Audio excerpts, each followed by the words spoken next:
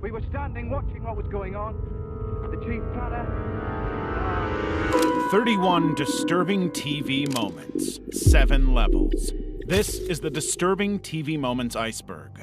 I've put together this list myself, and we'll start with the weird and well-known incidents and slowly descend into the most troubling footage ever broadcast. Let's start at the tip of the iceberg. Level 1. Nasubi.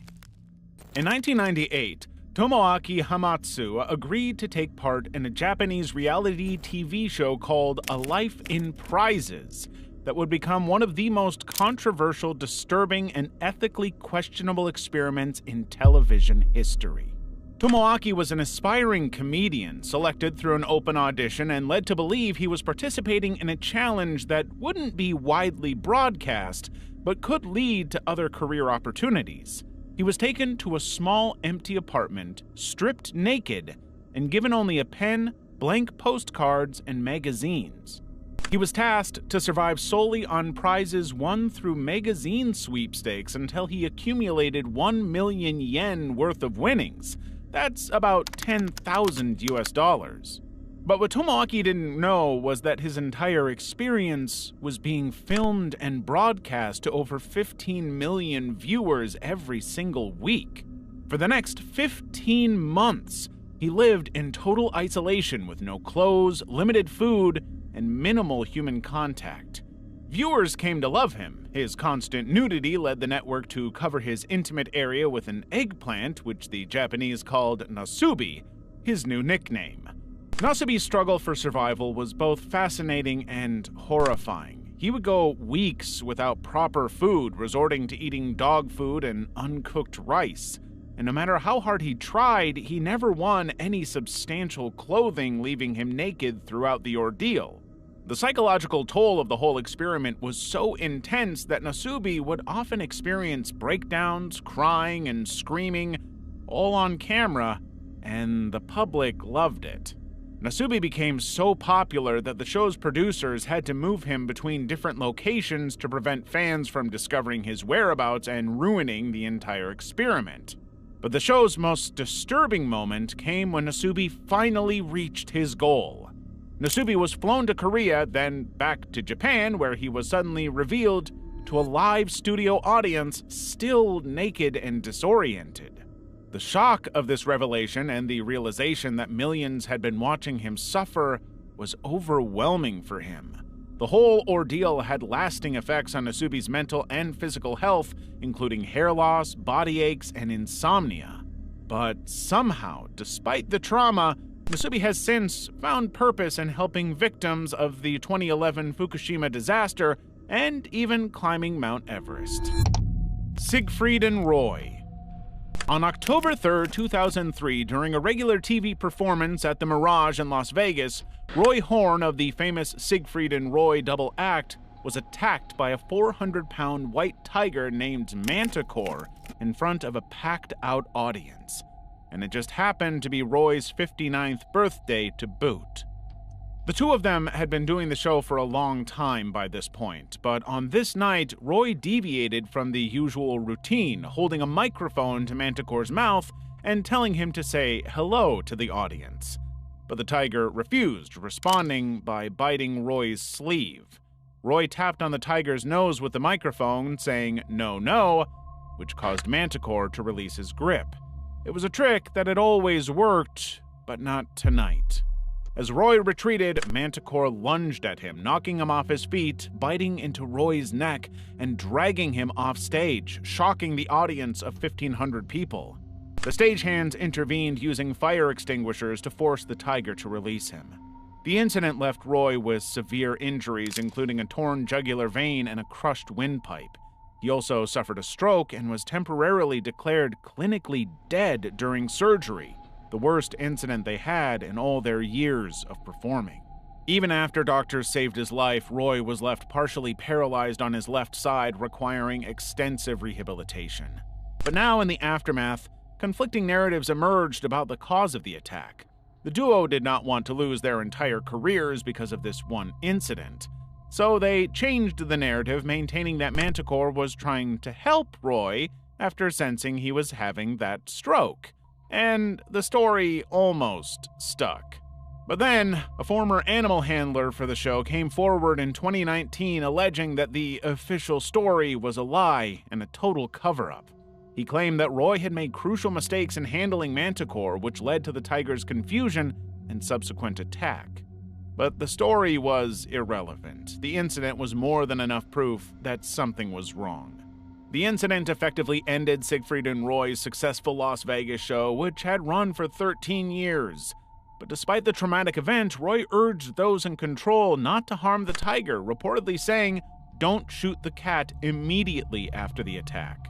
Their request was granted. Manticore was spared, living a long life far away from German magicians. Damar Hamlin's on-field collapse. On January 2nd, 2023, the Buffalo Bills were taking on the Cincinnati Bengals during a Monday night football game. At around 8:55 p.m., Bills safety Damar Hamlin tackled Bengals receiver T. Higgins. But then the game took a disturbing, unexpected turn.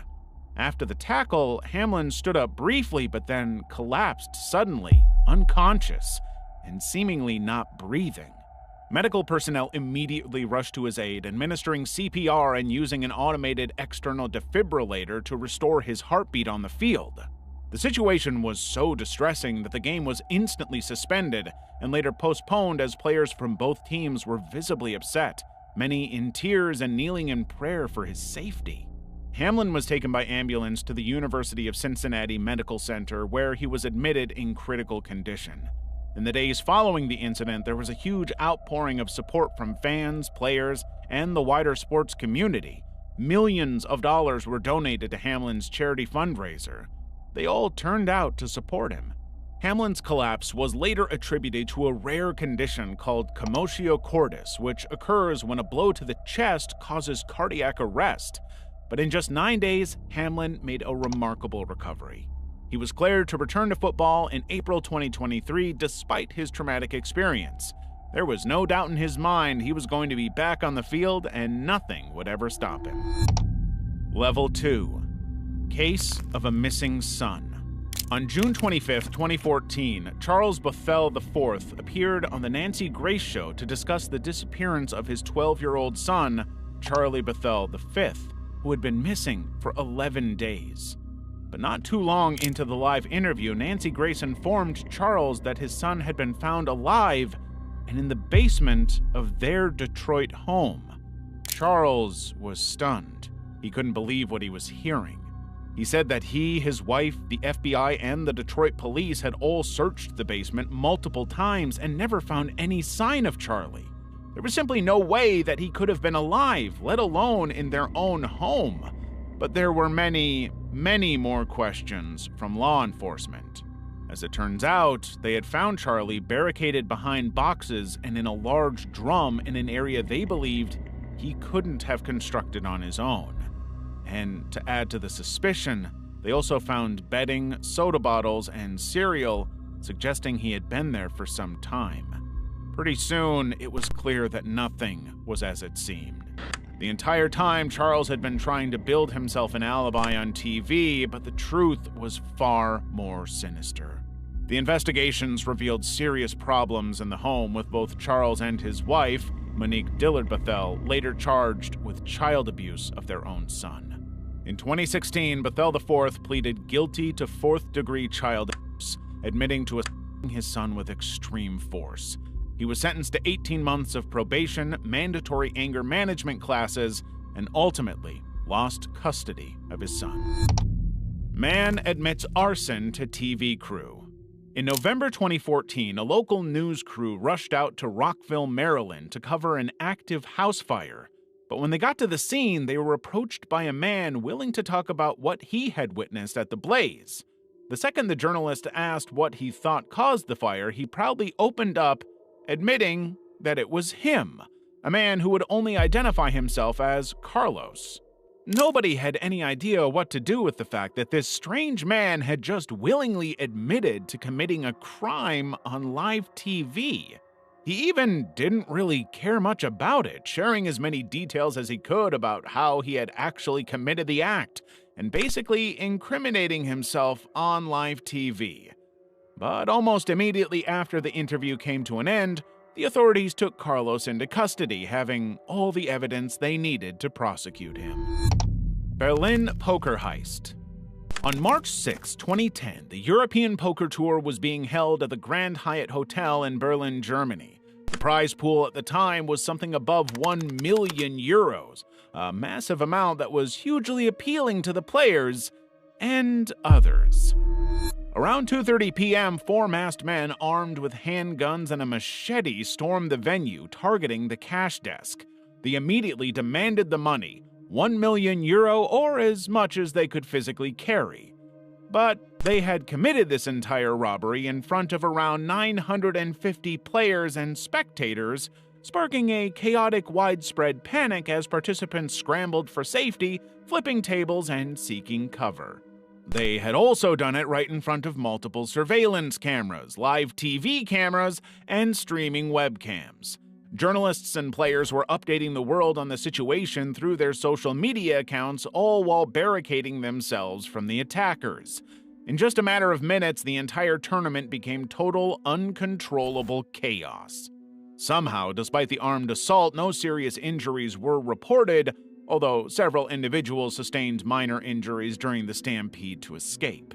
And while one security guard managed to wrestle a bag containing a significant portion of the loot from one of the robbers, the gang managed to flee with €242,000 in cash. But it didn't last long. The footage turned out to be a blessing for the investigation, with German authorities finding 4 suspects within days after one turned himself in, identifying his accomplices without any hesitation. That's what happens when you have great footage for videos. Kinda like ours. Like and subscribe if you agree. Level 3. Monica Seles Tragedy. On April 30th, 1993, during a quarterfinal match at the Citizen Cup in Hamburg, Germany, Monica Seles, then the world's top-ranked female tennis player, was leading against Magdalena Malieva. But suddenly, a man jumped out from the crowd onto the court and plunged a 9-inch boning knife between Monica's shoulder blades. The attack left a half-inch deep wound, narrowly missing her spine and vital organs. The attacker, Günter Parsche, was an obsessed fan of Monica's rival, Steffi Graf, and his motive was very simple and easy to identify. He wanted to incapacitate Monica so that Graf could regain the world #1 ranking. Although Monica's physical injuries healed within weeks, the psychological trauma lasted much, much longer. She took a 2-year hiatus from professional tennis, struggling with depression and an eating disorder. The incident not only disrupted Monica's career at its peak, but it also raised serious questions about player security in tennis. And the tennis community's response to the incident was mixed. A vote among top players rejected the proposal to freeze Monica's #1 ranking during her absence, with only one player abstaining from the vote. Monica eventually returned to tennis in 1995 and won the 1996 Australian Open. However, she was never able to fully recapture her pre-attack form. The incident remains one of the darkest moments in tennis history, dramatically altering the trajectory of what many believe could have been one of the greatest careers in women's tennis. As for Günter, he received only a 2-year suspended sentence due to psychological issues, serving no jail time despite his very public assault. Xuxa Park Fire. On January 11, 2001, popular Brazilian children's television show Xuxa Park was shooting at a production stage in Rio de Janeiro. The host, Xuxa Meneghel, was performing the show's closing musical number with her dancers when a small fire started in the set's mechanical spaceship, a prop through which Xuxa typically entered and exited the stage. Initially, nobody noticed, but the fire quickly grew out of control, engulfing the entire set within minutes. The studio audience, consisting of about 300 people, mostly children, had to be evacuated rapidly. Miraculously, there were no fatalities, but 26 people were injured, 7 of them in critical condition. Their injuries ranged from smoke inhalation to severe burns. The whole event was captured on video as cameras continued to record, even as technicians fled the scene. This footage was later broadcast on Brazilian news programs, shocking viewers across the country with how close it came to serious tragedy. As for what caused the fire, it turned out to be an electrical short circuit in the spaceship prop. But the incident exposed several safety issues on the set, including locked emergency exits and the presence of highly combustible materials. The stage was simply a disaster waiting to happen. Xuxa herself escaped physical harm, but suffered significant psychological trauma from the incident. For the next few months, she frequently visited the injured victims and their families in the hospital during their recovery, but the show would never come back. As a result of the fire, Xuxa